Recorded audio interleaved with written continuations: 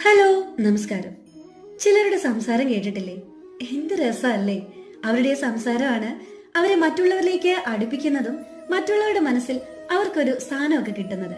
അത് കാണുമ്പോൾ നമ്മളൊന്ന് ആഗ്രഹിച്ചിട്ടില്ലേ നമുക്കും അതുപോലൊന്ന് സംസാരിക്കാൻ കഴിഞ്ഞിരുന്നു എങ്കിലെന്ന്? നിങ്ങൾ ശ്രദ്ധിച്ചിട്ടുണ്ടോ?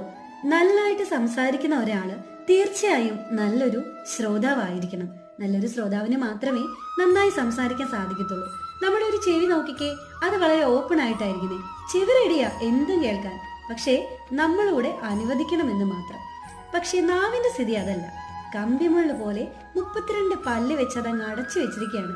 ആവശ്യമുള്ളപ്പോഴേ തുറക്കാവൂ, അല്ലാത്തപ്പോ അടച്ചു വെക്കാം. സത്യത്തിൽ ദൈവം എത്ര നല്ല ക്രിയേറ്റർ ആണല്ലേ! അതിന്റെ ഒരു രൂപകൽപ്പന തന്നെ അങ്ങനെയാണ്.